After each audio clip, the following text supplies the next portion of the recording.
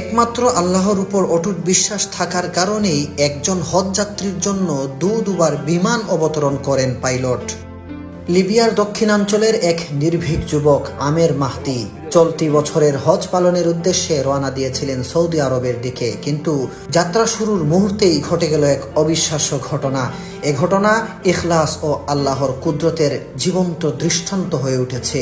ইতিমধ্যেই সামাজিক যোগাযোগ মাধ্যমে আলোচনার কেন্দ্রবিন্দুতে পরিণত হয়েছে এ অলৌকিক ঘটনা। 3 দিন আগের ঘটনা। ঘড়ির কাঁটায় ঠিক 12টা, দুপুরের হজ ফ্লাইটের নির্ধারিত সময়। আমের ছিলেন তার দলের সর্বশেষ হাজি, যিনি মিশর হয়ে সৌদি যাওয়ার জন্য ট্রিপলি বিমানবন্দরে পৌঁছান। কিন্তু এয়ারপোর্টে পৌঁছানোর পরেই নিরাপত্তা কর্মকর্তা তাকে জানান তার পাসপোর্ট সংক্রান্ত একটি সিকিউরিটি ইস্যু দেখা দিয়েছে, যার কারণে তিনি প্লেনে উঠতে পারবেন না। বাকিরা সবাই বোর্ডিং শেষ করে প্লেনে উঠতে থাকেন, আর আমের আল্লাহর উপর বিশ্বাস করে একা বসে থাকেন অজানা এক পরিণতির অপেক্ষায়। এই পরিস্থিতি দেখে এক নিরাপত্তা কর্মকর্তা এসে বলেন, আল্লাহ সবকিছুর উপর কুদরত রাখেন, হয়তো এই হজযাত্রা আপনার কপালে ছিল না। কিন্তু আমের ভয় পাননি, মুখে ছিল দৃঢ় বিশ্বাস। জবাব দিলেন, ইনশাআল্লাহ প্লেনটি উড়বে না, আবার ফিরে আসবে। আমার নিয়ত হজের, ইনশাআল্লাহ আমি অবশ্যই যাব। তার বিশ্বাসের সঙ্গে জবাব দেওয়ার কিছুক্ষণের মধ্যেই ঘটে গেল প্রথম অলৌকিক ঘটনা। এয়ারপোর্টে ঘোষণা এলো প্লেনটিতে যান্ত্রিক ত্রুটি দেখা দিয়েছে, আর সেটি এক্ষুনি ফিরে আসছে।